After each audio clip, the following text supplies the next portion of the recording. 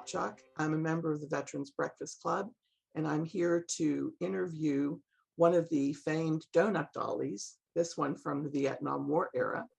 And I'm going to let her introduce herself to you, give you a little bit of her background. Nancy, take it over.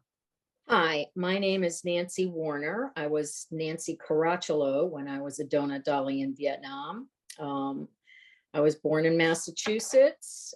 My father was in the military and we moved around a lot. So when I was in Vietnam, I was basically from Virginia. So that was when people asked where I was from, it was the state of Virginia, where we lived a great number of years. Right now I live back in Massachusetts. I'm married, have 2 grown daughters and a granddaughter. My early years, as I said, were moving around a great deal. My father was a naval officer, so. You described yourself to me as a Navy kid. What does that phrase mean to you? Well, I mean, probably it means more to other people who have grown up in the military, because they know then you're saying, I never lived one place all my life. Like people you would say to me, where are you from? And I remember when I was much younger, I would say, well, wait a minute. Do you mean where do I live now? Where did I live before? Or where was I born? When you ask, where are you from? What do you mean? So when you say you're a Navy kid, you're saying to other people who moved around a lot, I hear you. Do you remember how many times you moved as a family? Well, probably maybe 8 or 10. I was in 3 7th grades just because of the way we had to move at that time. We were living in Europe. We came back to the States. I started 7th grade in Spain. I did a couple of months of 7th grade in Falls Church, Virginia. Then my parents bought a house that had been under construction and we moved to McLean, Virginia. And I went into the rest of the 7th grade there. So is that kind of a thing? Yes. Yes. So a lot of moving. Would you consider that an exciting childhood, an exhausting childhood? How would you characterize your growing up? Well, I thought that's what everybody did. So I never thought much about it until I got to be a teenager, preteen, like middle school, high school. And then your friends were so important to you. I didn't want to have to leave them and move. So for me, it became a sort of a social issue as I got older. However, up until that point, I never thought 2 things about it because everybody I knew was moving around like I was. And then in retrospect, as an adult, I thought, how lucky was I to get to have that life of living in different places all over the world. And then, when you're an annoying kid and you think you've been like a jerk in some circumstance in school situation, you get to move and you get to reinvent yourself. That sounds like a good solution to a lot of teenage problems today. Definitely. And in case I missed it, did you say how large your family was? Are you an only child? No, I'm the oldest of 7. Oh my gosh, the oldest Yes. of 7. So my mother moved a house full of kids and cats and dogs and parakeets and God knows what all, menagerie, all over the world. And your mother was a saint, right? Yes, and barely able to sit up and take nourishment as the years went on. She was pretty worn out from moving around. So right. All of your education was on the naval bases, the schools at the naval bases? Actually, no. My parents most often chose to send us to Catholic school. My mother's theory was that the education in the Catholic schools was going to be more uniform wherever we lived, whereas the public schools could be very different one from the other. When we lived in Europe, we did go to dependence schools because that really was the only option. But otherwise, most often we were in Catholic schools. Okay. So as you were growing up as a Navy kid, living all over the world, 3 different 7th grades when you were a preteen, what were your ambitions for your life? Well, it turns out that what started to sort of gel for me was that I really liked the traveling. I loved knowing that I spoke Spanish fluently. I loved that I had been to Rome before I was 13, all those kinds of things that you do traveling, that as you get older, you realize how fortunate you were to have had the opportunity to see the things you saw, do the things you did. So I was developing into wanting to continue that life and thinking that I would probably want to be in the Foreign Service. So you had ambitions of continuing a life of travel and a life of service. Right. So I was very excited. About that possibility, and, majored in history and political science in college, hoping to go in that direction. Where did you go to college? I went to Old Dominion University in Norfolk, Virginia. Not my first choice. My father really, I was the oldest, and so he was looking at having to educate 7 kids, and I had really wanted to go to Georgetown University School of Foreign Service.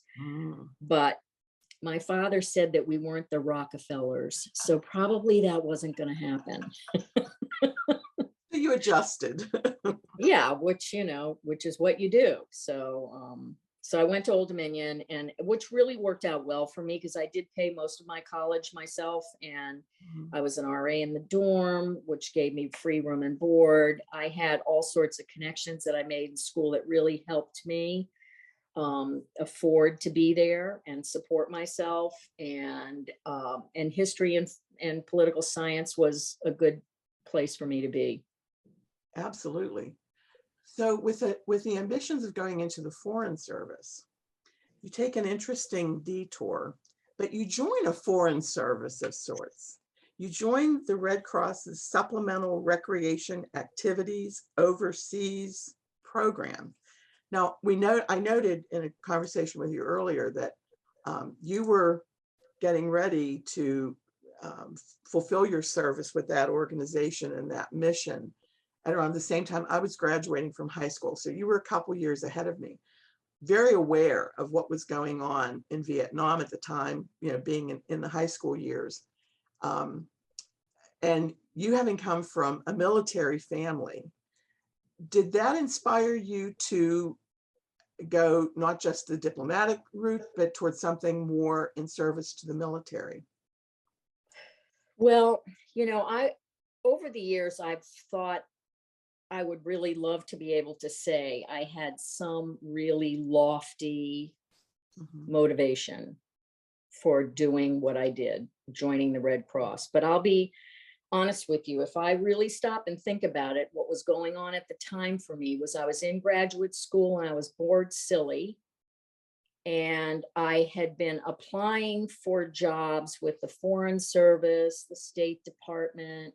This was 1968, 69. And every job I went to apply for, they wanted to know how my typing was, which was not what, probably had I not been so insulted by that and pursued it, I might have gotten myself in there and moved on into some other areas over time. But I was so pissed off by the fact that my typing was the only thing anybody seemed to be interested in, that I just thought it was never going to happen for me. And consequently, was looking for something that at least filled some need, desire, interest, and totally serendipitously found out about this Red Cross program. Through my best friend in college who was teaching first grade, also bored silly, and happened to mention that, she really was looking for something different, like to get out of our comfort zone. And one of the teachers that she worked with had been in the Red Cross in the same program in Korea. And she invited us for dinner, and her husband was at sea. She invited us for dinner to show us her slides and talk to us about the program. And when we walked out of there, I said, I'm doing it. So you hit a glass ceiling and it opened a door. Exactly. was unexpected. Right. So Nancy, you've chosen to join this Red Cross program. You're a graduate student, so you're a highly educated woman. What kind of training did you have to go through to become a Donut Dolly? Well, it was a 2-week training in Washington, D.C. There were probably 20 some odd of us in the class, which were the girls that were all trained together and going over at the same time. Most of the training had to do with understanding the Red Cross, its history, what its purpose was, why we were invited to do this program in Vietnam, and so forth. A lot of the training was, we had all sorts of shots we had to get, and just uniformed, fitted for uniforms, all this kind of stuff that went on during that 2 weeks. And they were trying to familiarize you with the rank system in the military, so that you knew who you were talking to, who was a first sergeant, who was the company commander, who was the commanding general, and you kind of had some understanding of that. A lot of us were military brats of some form or another, so that wasn't unfamiliar to me or my best friend who came with me. And then some of you can't really teach someone what it's going to be like to be in a war zone, so there was not a whole lot of that could happen. But they did try to familiarize you with situations you might find yourself in. And then there was the actual understanding of the games, that these games that we developed, not only developed, created, but put together, made the props for, and so on. So we actually had to work on games. Okay. You were learning games that were already built, and you were building some of your own as a team? Right. So they would show us existing games and have us use them so we could understand what the reason was for the variety of activities. Because sometimes you only were going to see 25 men in a location, and in other places there were 200. Wow. So there were like 8 activities in a game bag that might accommodate that variety of crowd, depending on what showed up. So there was a lot of that happened, and there was a lot of medical stuff, and then there were all the rules and regulations that we had to live under. Lots of conversation about our war risk insurance. So we each had like a $10,000 war risk insurance policy that they had taken out on each of us. And they made it quite clear that we were never to do anything outside of our work responsibilities, because if anything happened to us, the insurance would be null and void. Oh, okay. So they just wanted you to understand the responsibilities. The military, they were very clear that the military were our sponsors over there, and consequently they had responsibilities to provide us with a place to live, a way to get meals, and the transportation out to see the troops, because the whole thing was to get out to the troops in the field. So that was kind of what the training was about. And then after 2 weeks, we got our orders, literally orders, and were sent out to the West Coast to get on planes to fly to Vietnam. Just clarify one thing for me. When you were going through the training for those 2 weeks back in DC, did you know you were headed for Vietnam? Yes. Okay. They told you that up front. That wasn't. Oh yeah, that was not a surprise. And actually, my parents were not thrilled, even though my father was a military man. He was not exactly thrilled that his daughter volunteered to go there. I think a lot of people's parents were just a little bit concerned. Plus, my family was going back to Spain, so communication with them was going to be far more difficult for me than, say, a girl whose family was in Ohio. So anyway, there was that concern. your family had trepidations. Did you have fears about going to Vietnam? No, I had ignorance is bliss, Carol. Really, ignorance is bliss. I just knew I was going to get 2 R&Rs during the year that I was in Vietnam, that I was going to be able to go to Bangkok and Hong Kong and Singapore, wherever I chose when I was ready to go on my R&R. That was clearly on my mind. And it sounded exciting. Fear was never a thought, which tells you how stupid I was. Oh, it's when you're in your 20s, I think. Exactly. I didn't have a thought about that. I've heard from other Donut Dolly interviews that you couldn't be over 25, I think, to be in the program. No, you had to be 21 and a college graduate. Okay. And probably not over 25. Actually, in World War II, the girls, that was the minimum age, was 25. Okay. So they wanted them to be 25. For us, it was 21 and a college graduate in good health. Those were the big 3 requirements. So, okay. You're going to be in Vietnam now for roughly 13 months, and you've been told, stay out of trouble, basically, do what your assignment is, but don't look for adventures beyond that unless you're in your R&R time. Right. But during your time over there, were you ever near combat or felt combat nearby? Was there a battle underway that you were cognizant of? Did you ever feel in danger during your whole time in Vietnam? Well, it was a war without a front line. So anything could happen. There was that over everybody's head. It didn't matter whether you were on a base camp or out at a fire support base. Anything could happen. Mm-hmm. So there was that. I mean, it didn't consume my every thought by any stretch of the imagination, but it was a situation where anything could happen. Yes, there were nights we had to spend the night in the bunker because the base was being rocketed, or there were things like that happened. Things happened around you. You were aware of death and dying, for sure. We visited the hospitals. You visited fire support bases where the next week you went out there and the guy you had talked to the week before wasn't there anymore because he had been hit and was medevaced out. There was that was around you all the time. No one shot at me that I am aware of. Good.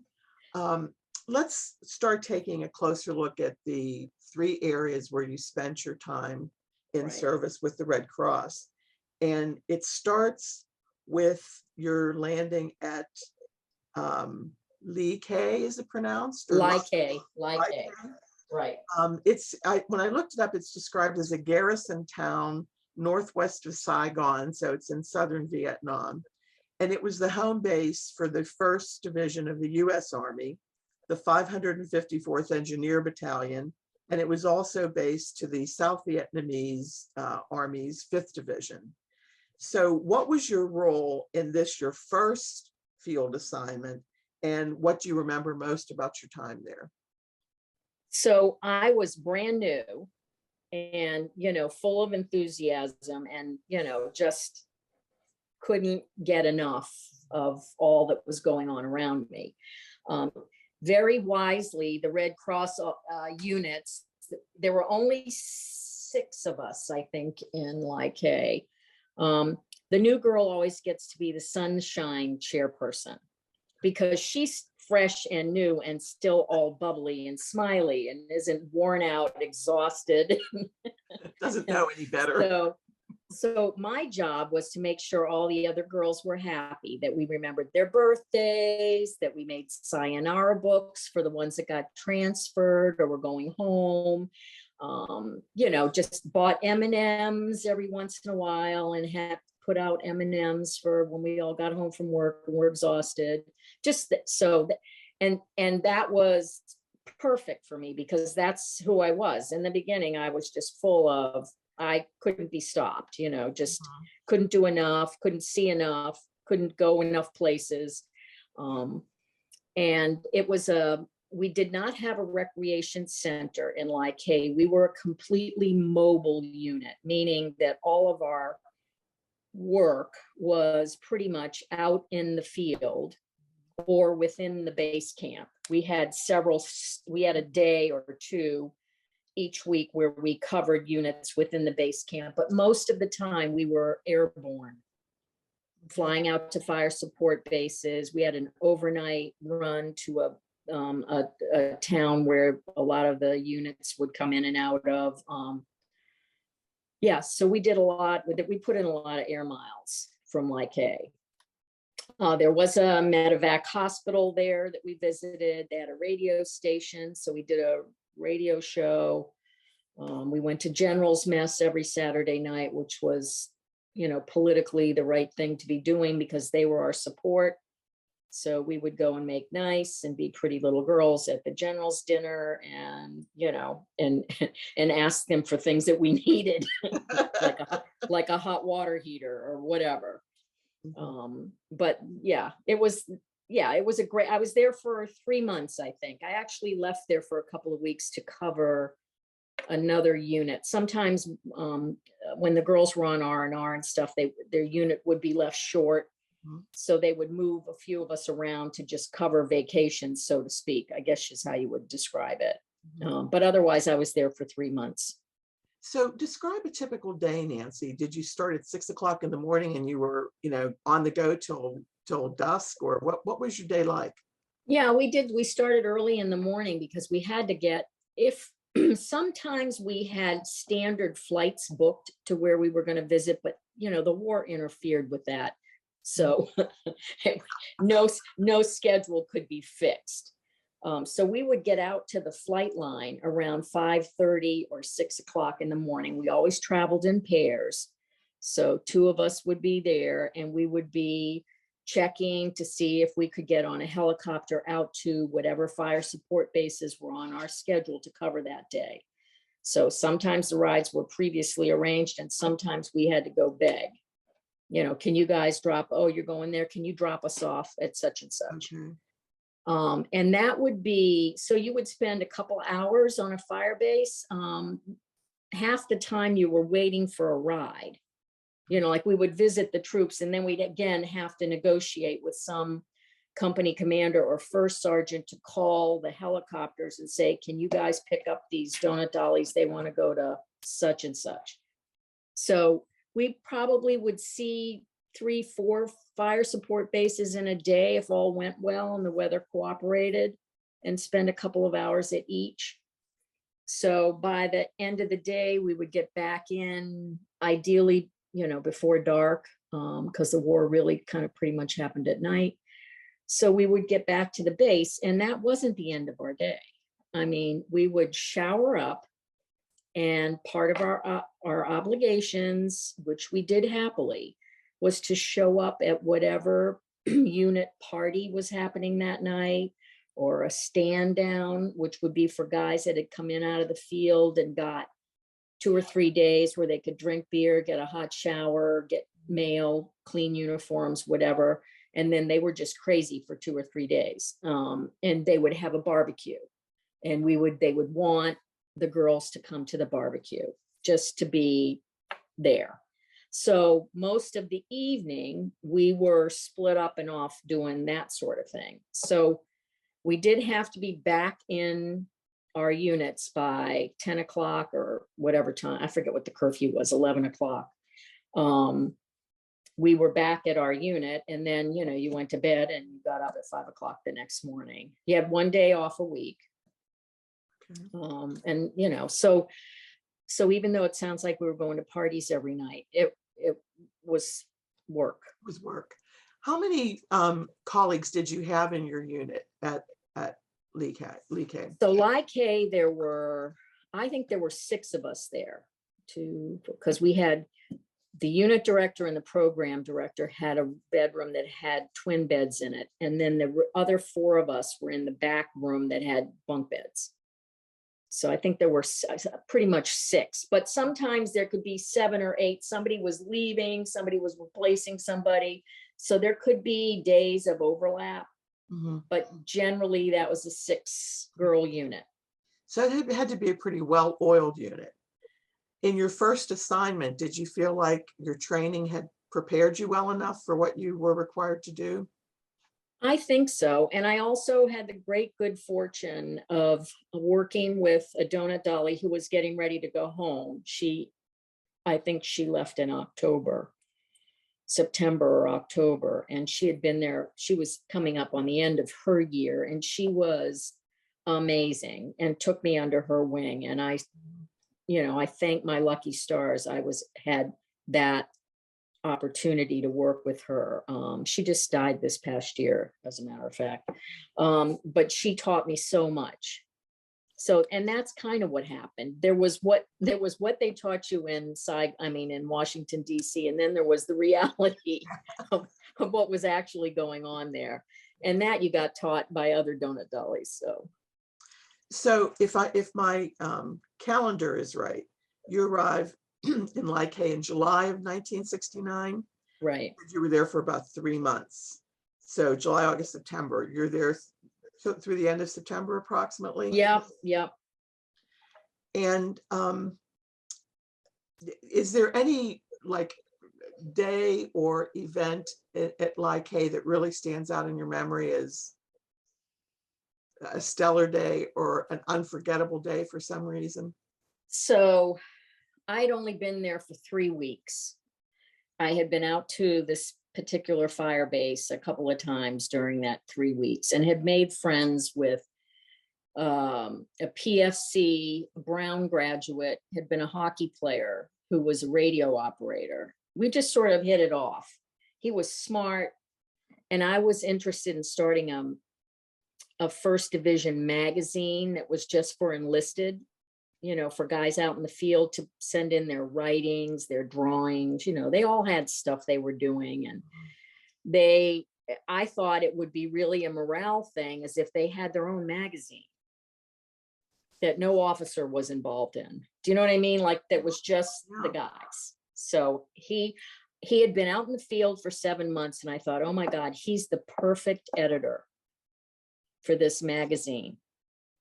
And it was kind of time for him to rotate out of the field, because you stayed out in the field for a certain amount of your tour, the guys. Mm-hmm. And then sort of the last few months, they would let you go back to a safer place before you went home. So I thought, wow, Tom's at the point where he could come back and be the editor of this magazine. Well, while I was negotiating that with one of I forget what position this major had. He was a public information officer. So I thought he'd be the perfect person to work on this, because, this magazine would come through him. Tom was hit out in the field and lost his leg and had a whole lot of other really serious injuries. I mean, the lost leg seemed to be, that's the most glaring thing. Here's this hockey player. All he wanted to do was go back to the States and coach hockey. So his life changed forever in a minute. And I saw him in the hospital. I really fell apart over the whole thing, not in front of him, but in my own space. I was a mess. I thought, I don't think I can do this for a year.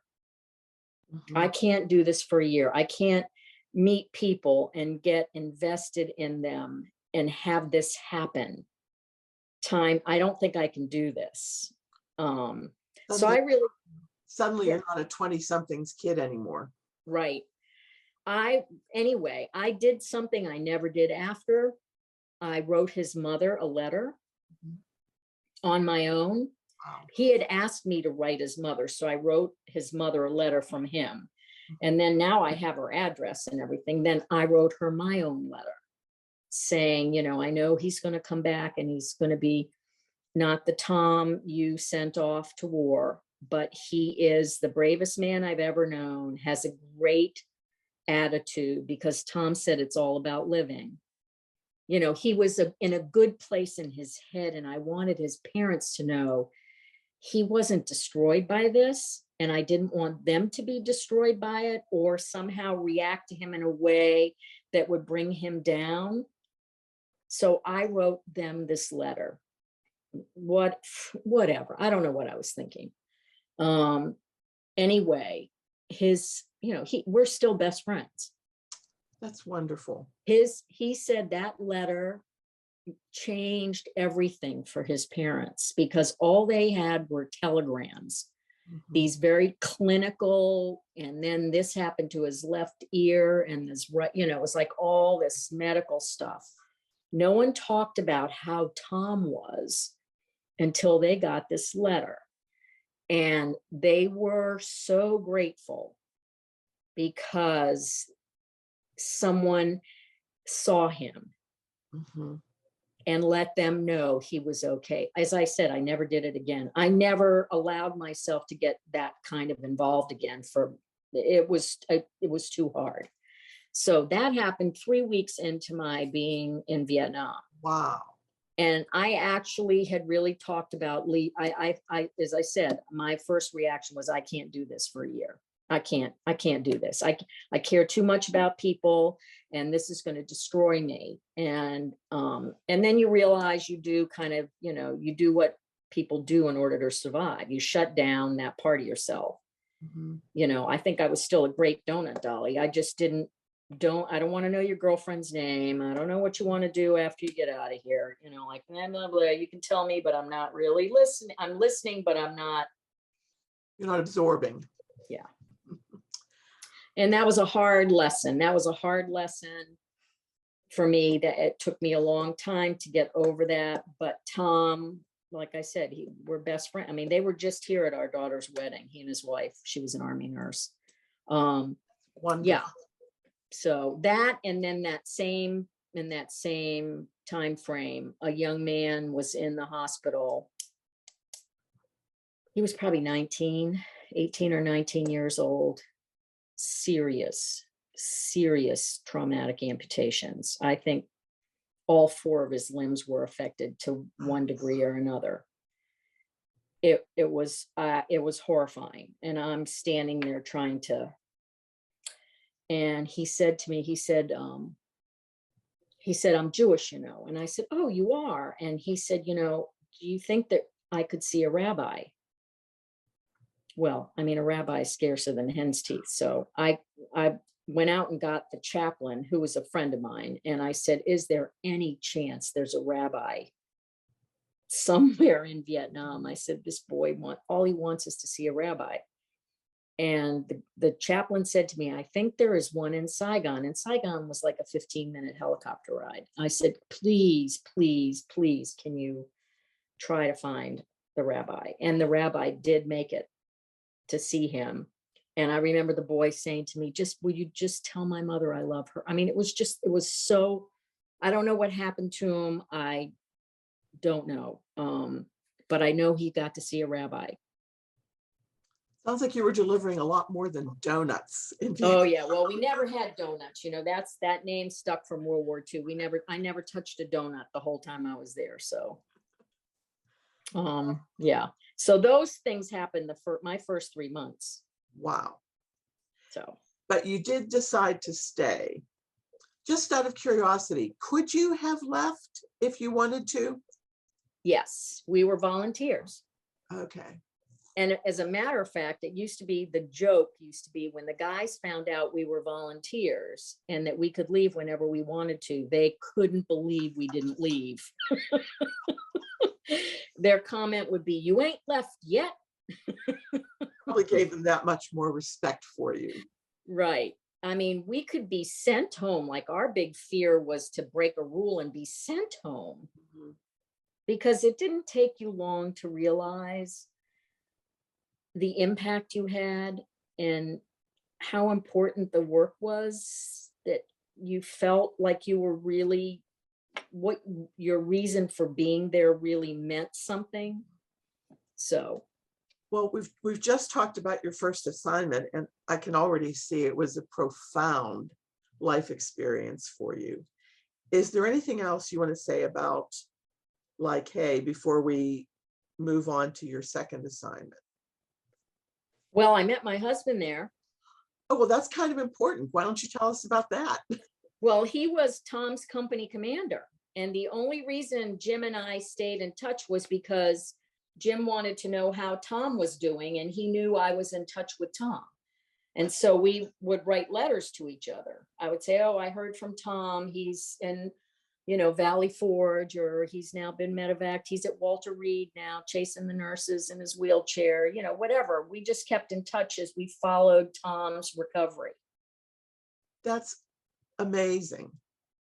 Yeah, and we didn't see each other. I mean, we didn't get together. I saw him briefly when I was about to fly to Spain at JFK Airport for a couple of hours. And then I didn't see him for a whole year again. I mean, it was like we didn't get married till 72. So.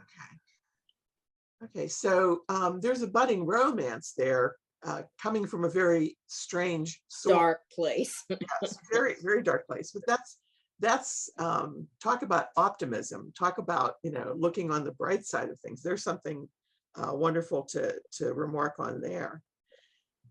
You're 3 months later, you are sent to your next destination, which is An Keto in central Vietnam. I noticed in your 3 stops, you kind of started at the south and kept moving farther north. Yeah, right. Now we're in central Vietnam. I cracked up. I learned that the camp there, Camp Radcliffe, was also known as the golf course because of how much of the jungle had been cleared to make way for this massive air base. It was the largest helicopter base in the world. Yes. At the time it was established. It could accommodate over 400 helicopters and had an airfield that could land the C-130 transports as well. So here you are at An Keto. What was your role there?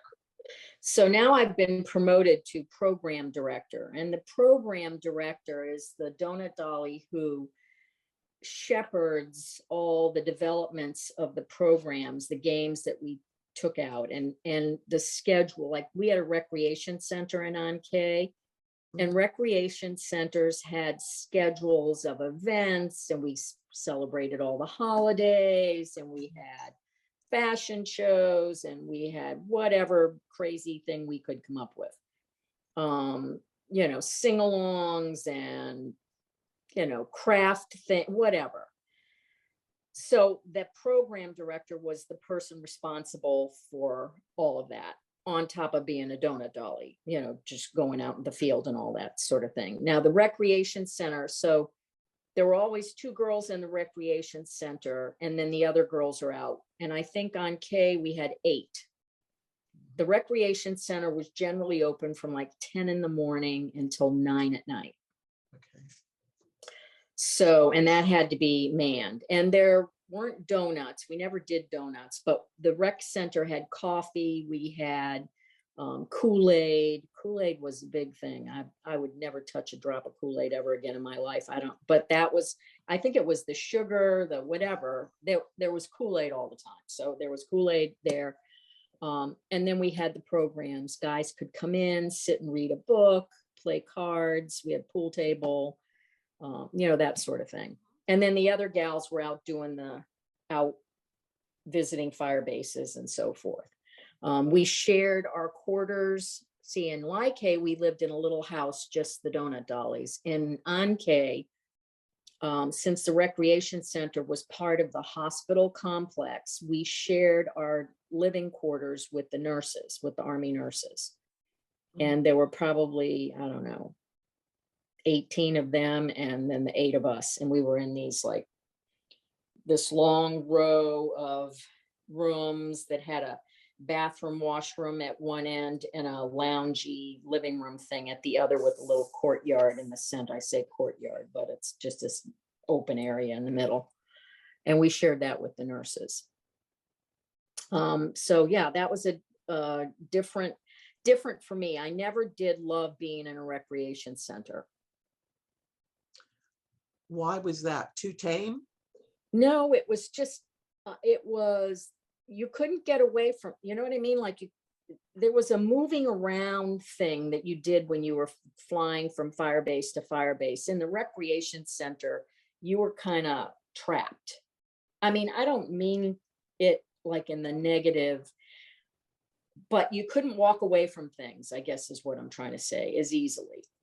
And plus I'm not an artist. I'm not a game player. I don't know how I ended up in the Red Cross doing this game thing, but I didn't play cards. I didn't, that was torture for me. I mean, I love visiting with the guys, but playing cards was not my thing. So So you were happy to get on those helicopters and oh go to yeah, some other yeah, base. yeah, without a Parcheesi board in front of me. Yeah.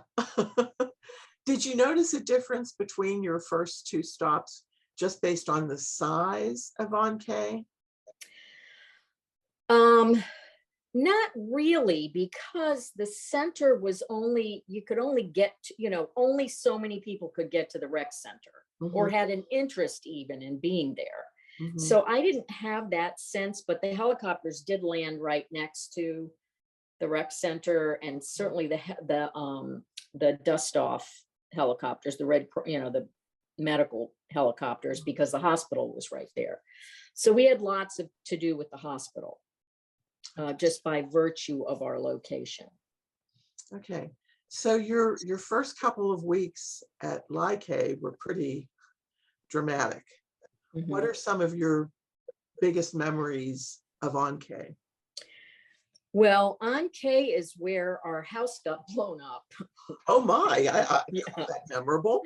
yeah, it was quite memorable. It was quite memorable. It was apparently what had happened was that the enemy soldiers had decided that it was a good time they were trying to destroy aircraft.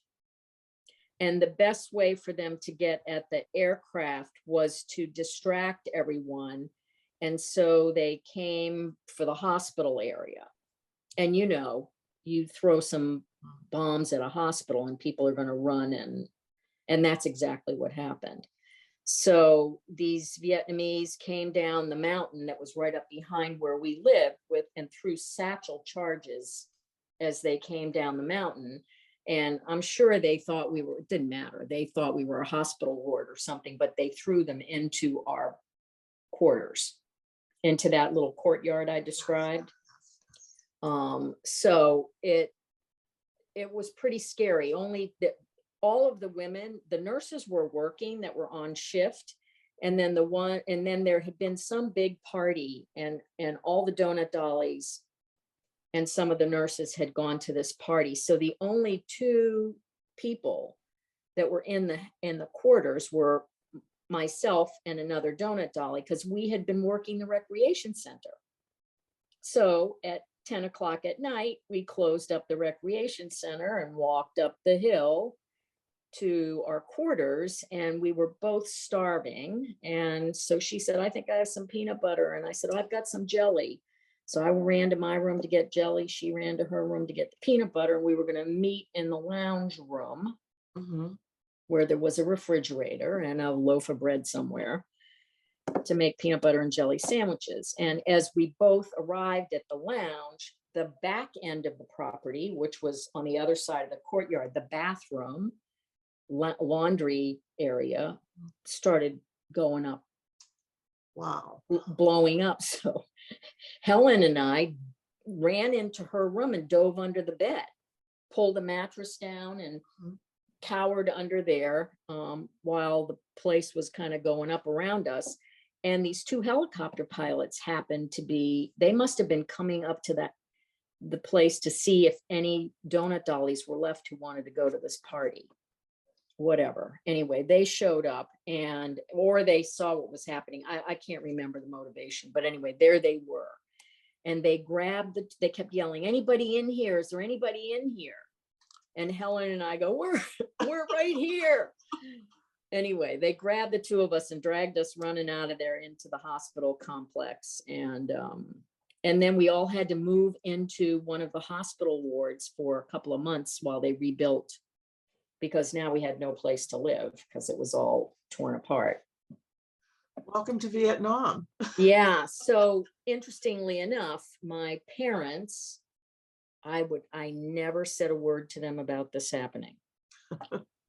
First of all, I was fine. Everybody was fine. There was no reason. But it was in the Stars and Stripes newspaper, which my parents got in Spain. And it was Camp Radcliffe. And it said 2 Red Cross girls were injured, which was not true, but that's what the article said. Well, my father went nuts. My mother cried. My father went crazy. He was going to get on an embassy flight and come and get me. That's what was going on there. So, and I couldn't call them by phone, like the Mars calls that the guys did to call home. Yes. I couldn't call Spain. Yeah. So I tried to call my grandmother, who's Italian and barely speaks English, and trying to get her to say over after every, it was a nightmare. The whole thing was a nightmare. It was. So I asked the Red Cross, I said, would you please contact my parents in Spain and tell them I'm okay before my father does something really stupid. Mhm. So they did, and it was all fine, but. Well, that's a pretty harrowing experience. I can see why that one's stuck in your memory. So Nancy, your house is blown up at An Keto. Now what do you do? Well, so we moved into a hospital ward where, we each had like you would in a hospital, we each had a bed, and at the end of our bed was our foot locker with whatever belongings we had left after the mess. And we had an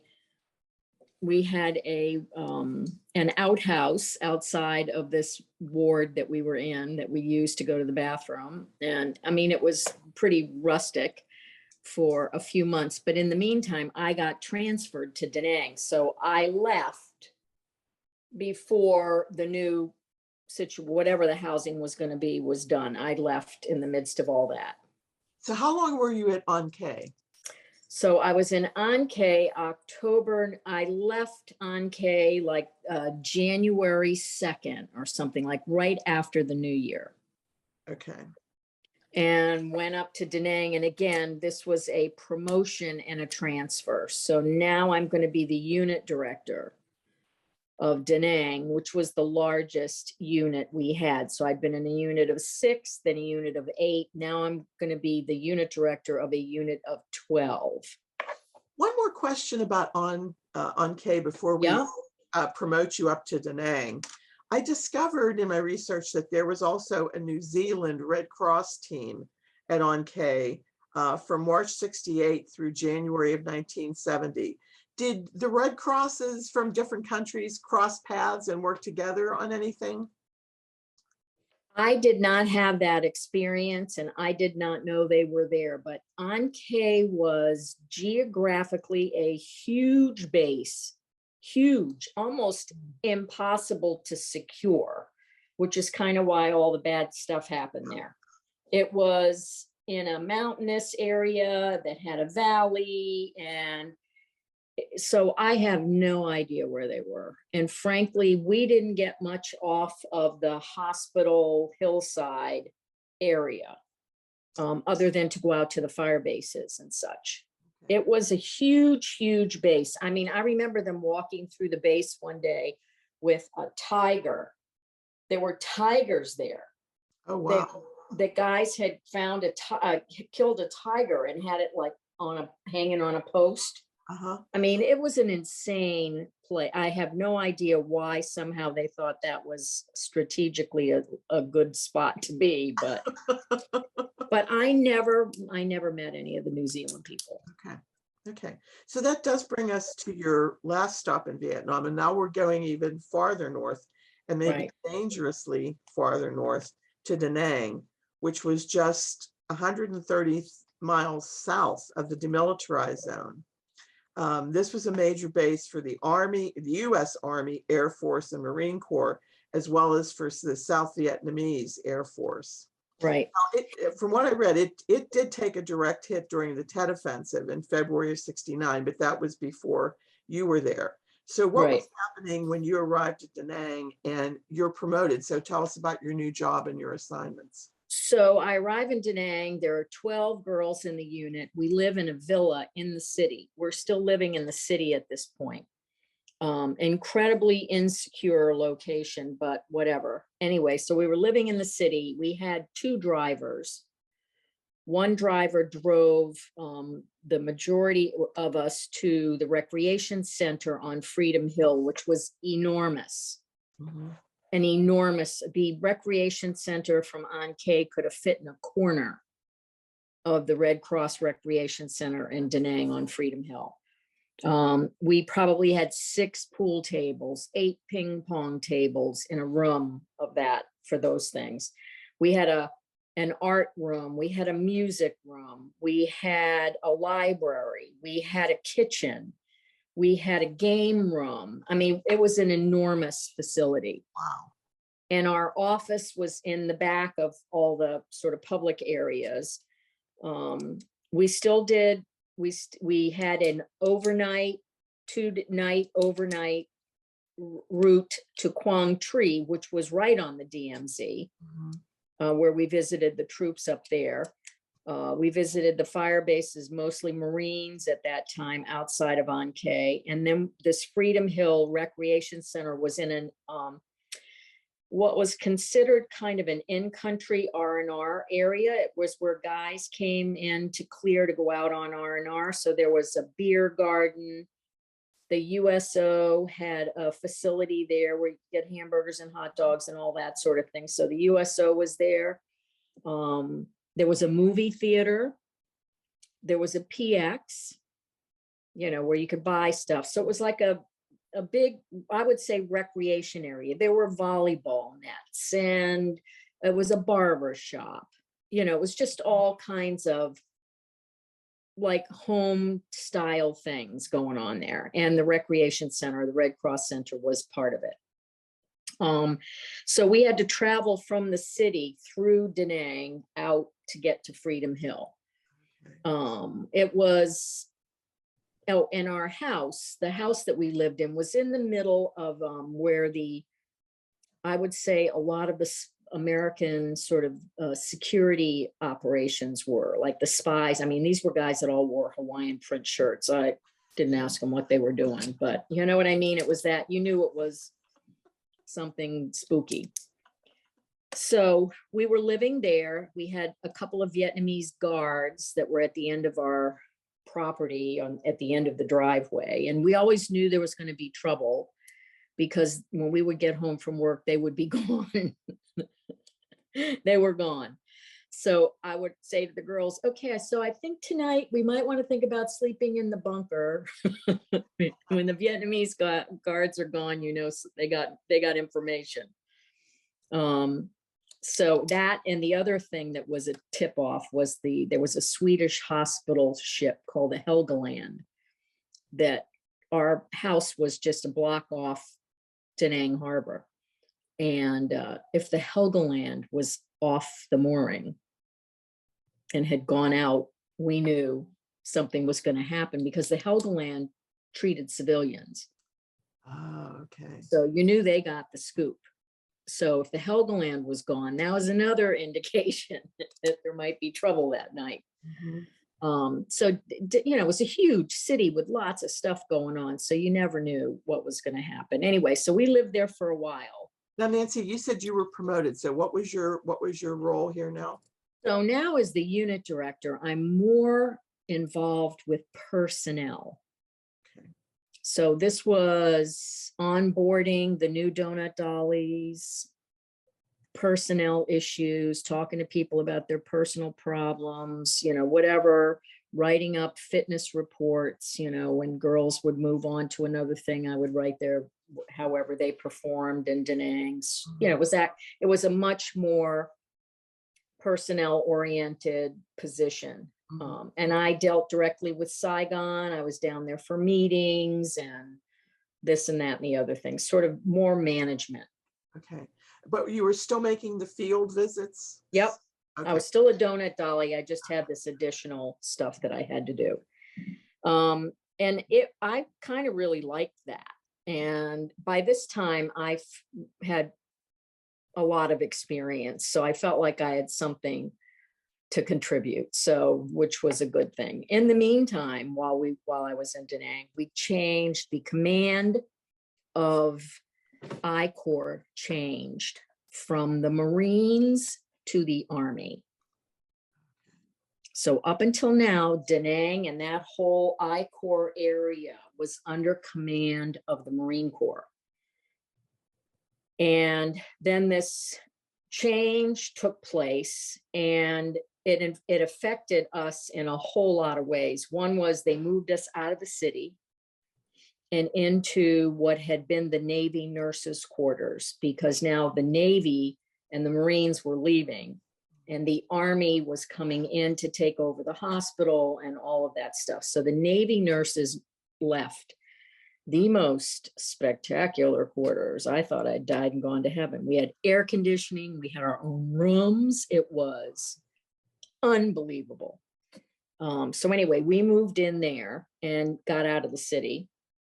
Now we had to negotiate with the Army for the kind of support we needed. So we needed at least 2 drivers with, a couple of Jeeps, and then we needed a big truck to take us to work, because there'd be 8 girls bouncing along in a truck trying to get to to Freedom Hill. So all of that was left to me as the unit director to negotiate and make sure we had everything we needed. The accommodations were great, no complaints about that. Making sure we had a place to eat, and we had our drivers, and we had whatever support we needed to get out to the field. All of that had to be renegotiated with now the Army. Lots of logistics. Did you notice a difference between the way it worked with the Army versus the way it worked with the Marines? No, once everything was in place, it was pretty much the same. Okay. It was just the stumbling through getting them to understand what their obligation to us was and so forth, and which involved a lot of my making presentations, just it was all pretty, what can I say? They had to hear about what we did and all that sort of thing. So, but it worked out fine, and it all fell into place. Da Nang was huge area. As I said, we had an overnight, a 2-night overnight every week in Quang Tri. 2 girls went to Quang Tri for an overnight, two nights in a row, and they visited all the units up there. And then the rest of us visited the fire bases outside of Da Nang that we could get to. Plus, we now had all these base camps of different units, a supply unit, a radio station, a bomb dump, and all these different units and hospitals all over Da Nang that we were trying to cover. So it was a huge operation. So making the programs was a big operation. We actually had so much going on. We actually had a Vietnamese guy who was an artist who helped us making the props for the games and the decorations for the recreation center, because it was so enormous. If we had Halloween or Valentine's Day or whatever holiday, we actually needed help to get all of that decoration up and stuff, and plus help getting the programs put together. So it was a big deal in Da Nang, big deal. Did you see your programs making a difference? Did you see immediate change in morale or anything of that sort? You were aware, if the guys got involved in playing the game, you were aware that they were laughing, punching each other. The competition was, you could see that there was a lightness for that moment, that hour, or however long you were there. I have to say that the girls these women could read a room. They knew when they got to a fire support base, if something had happened that had darkened the mood, the game didn't get pulled out. The gals would just walk around that fire base, meet with the guys, sitting on a sandbag and have a conversation, go to the mess hall and ask if they could help serve lunch, or can we take coffee around? They knew how to read a room. Mhm. So there were times like that where the game really wasn't appropriate. And these women would figure that out and they would respond in an appropriate way. Certainly the game was the goal, but it wasn't required if there were other needs there. And it wasn't apparently, from your account, your only vehicle for reaching the truth. No. I mean, we shaved guys. We would do this thing where we'd get one guy and say, oh, let us shave, you need a shave. Let us shave you. And they'd all gather around and laugh themselves silly while we had the guy all covered in shaving cream and just silly stuff like that. If the game wasn't appropriate, then that might be, a silly thing like that, having some American girl shave you on a fire base. So it sounds like in the progression of your assignments, you keep getting into bigger bases with more responsibility. Your hours must have been exhausting. They were exhausting. And yet, and so it made me understand why at the end of the year you had to go home. Yeah. You really, because you spend all day, you always are in a good mood and smiling because that's your job. Right. There's enough crap going on there. They don't need Debbie Downer walking around. So, you know what you need to do and you do it. But at the end of the year, you ain't got nothing left. It's really, you've seen a lot, you've lived through a lot, you're physically and emotionally drained. And as much as I I cried when the plane took off from Da Nang and all the guys were cheering, I cried. And I cried because I felt like there was still work to be done. How could I be leaving? And yet I knew I needed to leave. You had mentioned earlier that you got R&R days that allowed you to travel. Were you able to take advantage of any of that while you were in Vietnam? Yes. When I was in Lai Khe, I went to Bangkok for 10 days with my best buddy, and we had the time of our lives. And then when I was in Da Nang, I went to Hong Kong for a week. And both of those were really amazing, wonderful, really refilled.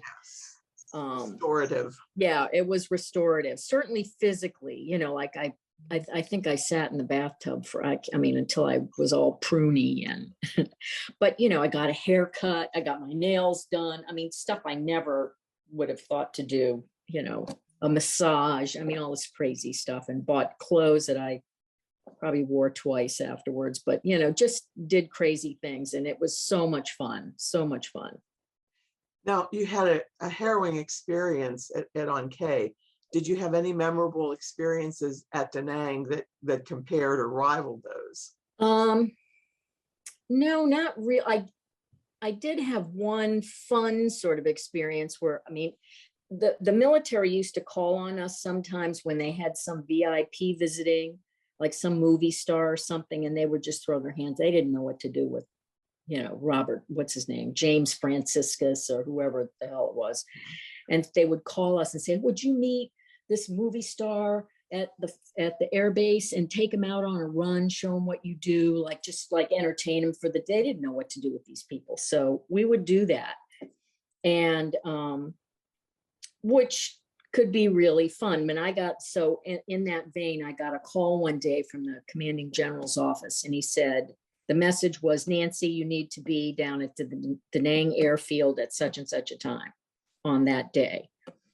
So I got the driver to take me. I had no idea. I figured some movie star was going to get off a plane.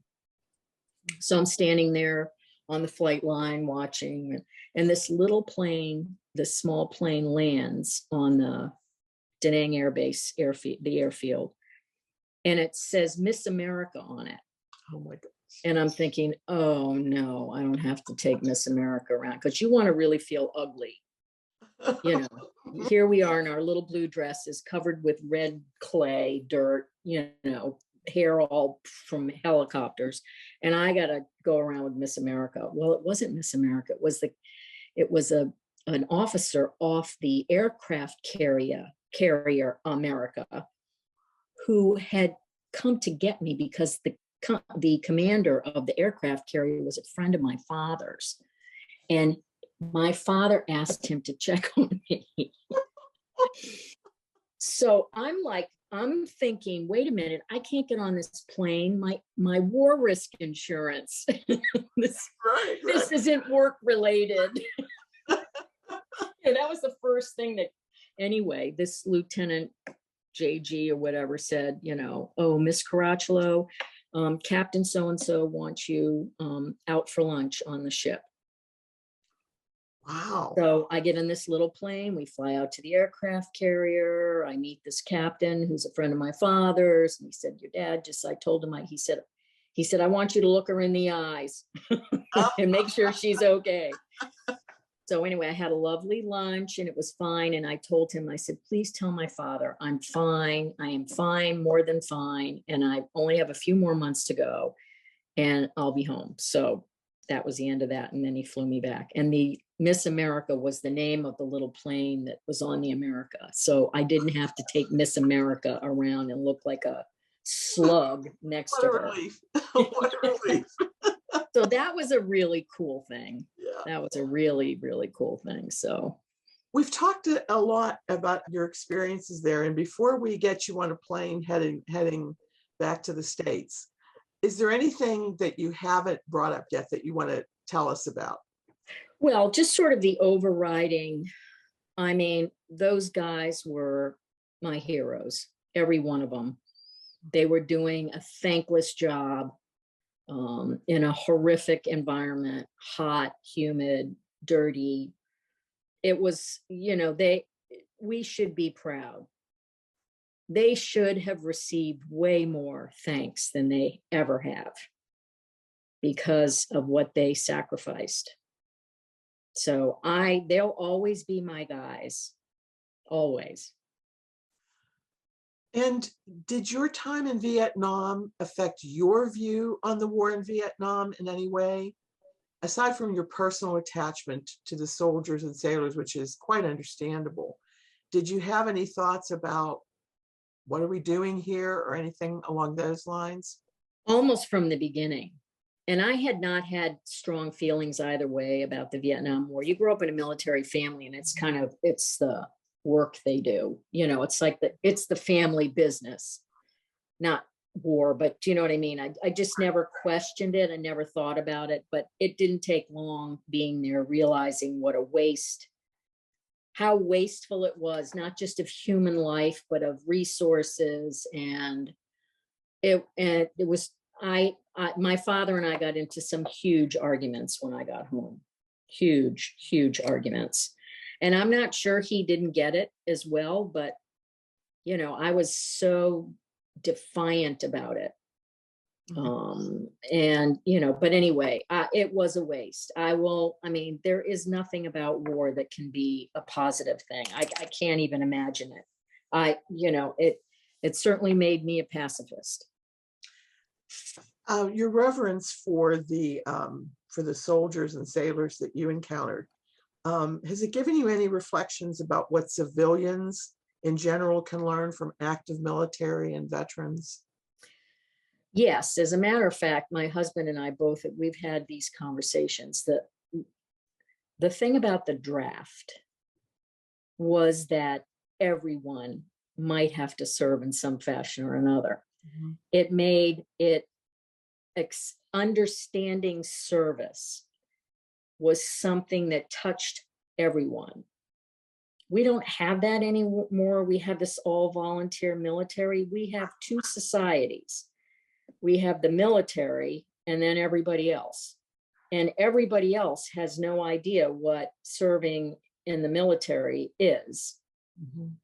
And the military has become more militaristic mm-hmm. because they aren't deluded by people like Tom Coakley, my friend who lost his leg, who was a Brown graduate, who was a PFC, mm-hmm. Who the guys in his unit adored. But he was this college educated draftee among good old boys from Alabama who had always worked in their dad's garage. You know, those people were all thrown in together and had great respect for each other. We've lost that. We have lost that understanding of each other that you get in a situation that the military draft created. I'm not saying, frankly, I think everybody should serve in a draft of some sort, some national service.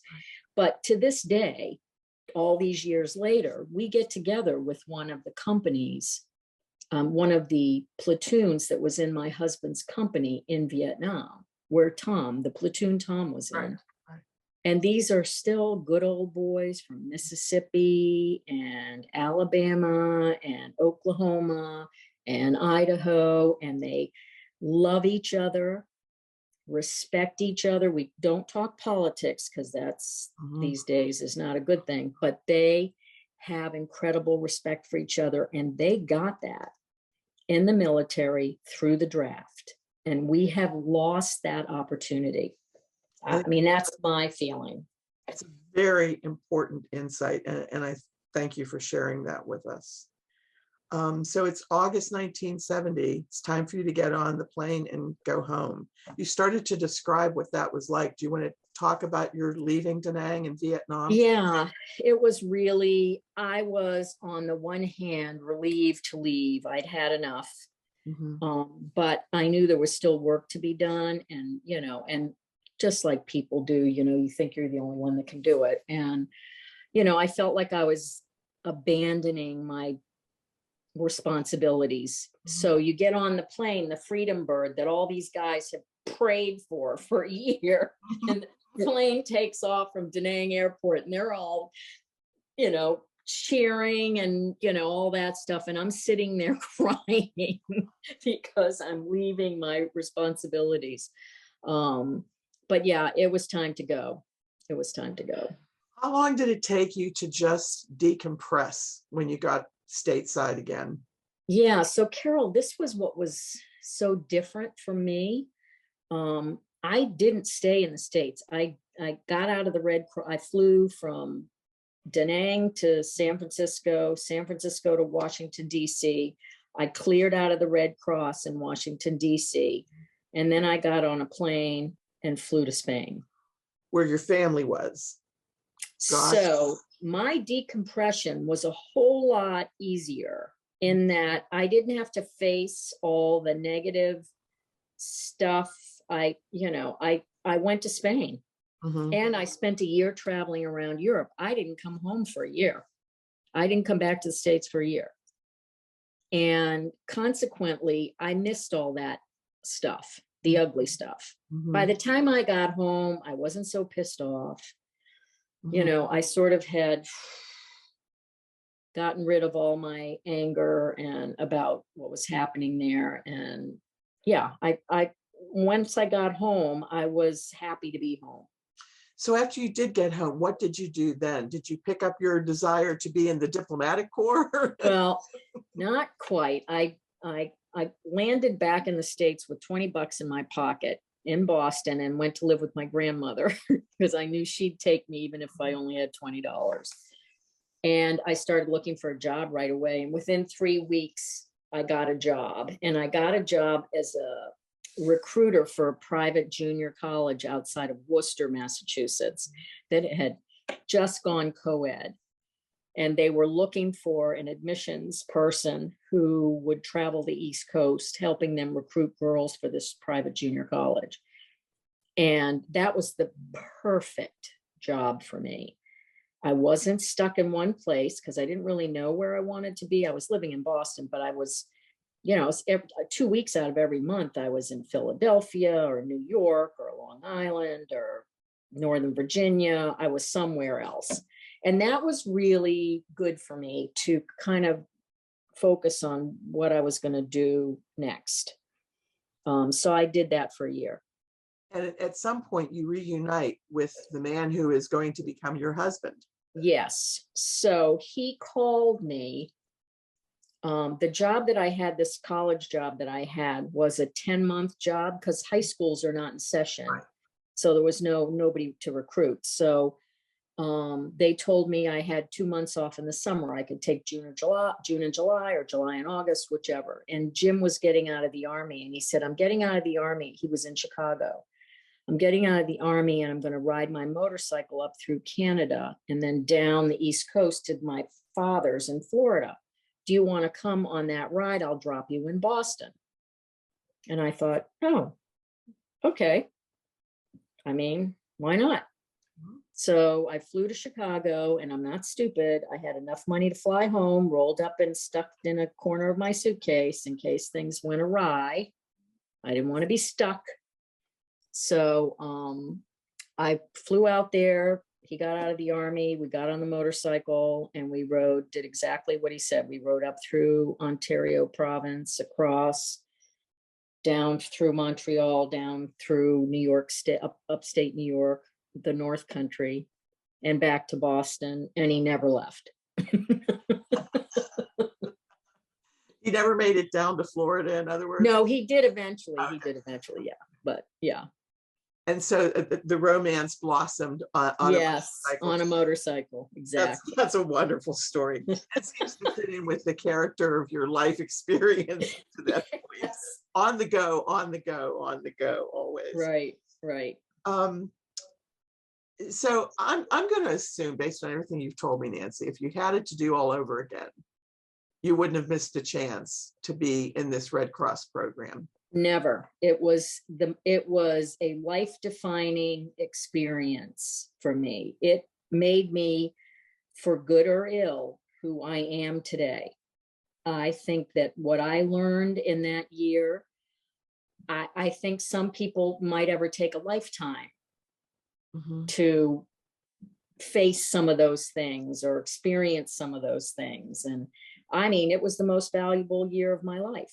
And some of it was the worst that ever happened to me, but some of it was the best that ever happened to me.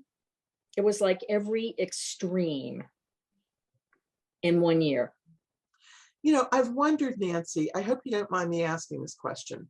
Oftentimes, soldiers and sailors have traumatic wartime experiences and they haunt them for a very long time, sometimes the rest of their lives. Have you as a civilian had anything like that happen to you? Do you find certain memories coming back to you in dreams or disturbing you in any way from your time in Vietnam? No, and I mean, I don't know what that says about me, but I can say that I wasn't carrying a weapon over there. I wasn't killing people. Nobody was specifically going after me. So and I was there to make sure other people might not be haunted that day. Do you know what I mean? So I never felt that. My husband had a terrible, terrible adjustment coming back from Vietnam. Terrible. Took him a couple of 3 years to get himself back into, a productive place in his head. I didn't have that. And frankly, he says he thinks because I understood what was going on with him, that helped him get through it, that he's not sure what would have happened otherwise. You were still able to put some of those Red Cross skills right in your private life, it sounds like. Right. I think so. Yeah, it was an amazing, and I've said to my daughters too, you at some point in your life, you need to do something that takes you out of your comfort zone and shakes everything up, because you will never know who you are or who you might be otherwise. I was going to ask you as my last question, but what's the most important lesson you think you learned in your 13 months in the Red Cross? And I think you just stated it. Yeah, it's, and the other thing I learned is that people can really shine out of horrific experiences and rally around each other. I saw it every day.